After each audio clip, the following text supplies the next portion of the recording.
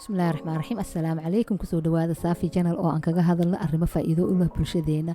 maanta waxaan rabaa inaan idinla sheergareeyo maxay ahayto banaana bread aan guriga ku sameeyey resebigiisa iyo sidii loo samayn lahaa banaana breadkaas oo ah banaana bread healthy ah, gluten free ah, caruurtaydana ay aada u jecel yihiin. insha allah waxaan rajaynayaa idinkana inaad jeclaan doontaan oo ka heli doontaan ka faa'iidaysta. laakiin inta aanan banaana breadka idin tusin waxaan rabaa inaan idinku codsado inaad maxay tahay haddaad jeclaysateen banaana breadka videoga banaana breadka aad maxay ahayto subscribe garaysaan channelka, thumbs up siisaan, hoosna aad wixii comment ah aad ku soo qortaan. hadda kadib waxaan isku dayi doonaa inaan maxay ahayto si regular aan videoyo idinku soo geliyo aad ka faa'iidaysataan insha allah. marka sidii loo u samaysan lahaydeen banaana bread oo guriga ugu samaysan lahaydeen idinkoo isticmaalaya ingredient fiican oo aad xulateen oo maxay too organic u badan haddaad awoodaan. marka hadda kan waa butter 80 gram oo butter aan jarjaray, waa yara shiidayaa. okay, kan marka waa nus bakeeri coconut sugar ah, waa ku daraynaa.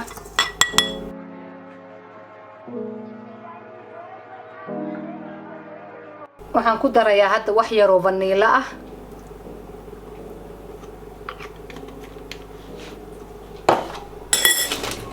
iyo wax yar oo cinnamon ah.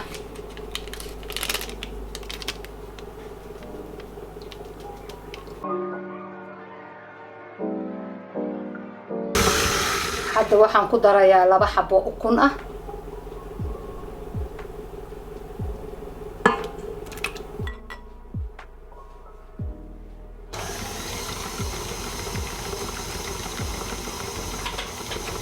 burkaan hadda 225 gram oo bur ah waaye, gluten free, flour self raising.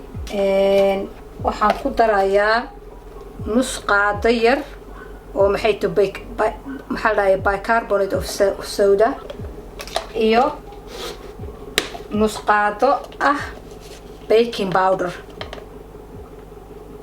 aan burka ku darayaa. kadibna halkan aan ku shubayaa burkii.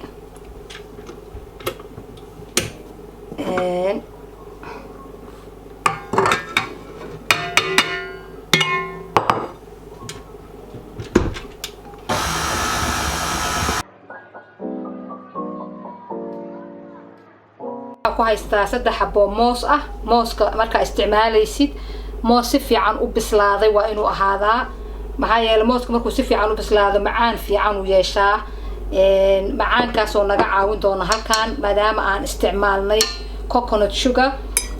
mooska 4 xabaan jeclaan lahaa laakiin maanta mooska iga yar, soo 3 xabaan maanta iskaga samaysanaynaa.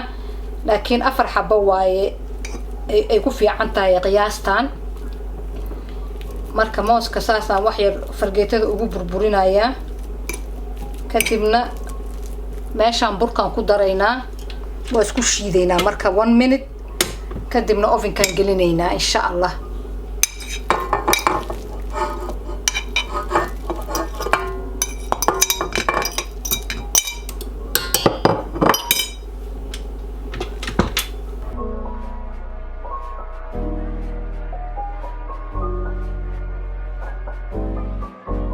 so marka waa kana saasuu noqday sidii keega camal waayo consistencygiisa.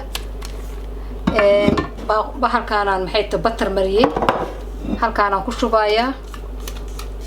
ovenkaan gelinayaa 30 daqiiqo, 30 daqiiqo 180 degree centigrade aan ku karinayaa. haddii markaas 180 ovenada waa kala powerfulsan yihiin, waa kala duwan yihiin.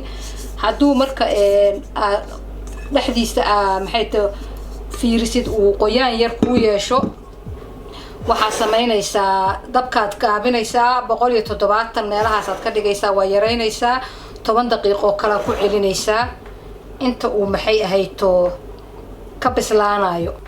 marka waa kana banaana breadkii ovenka uu ka soo baxay, saasuu hadda u eg yahay.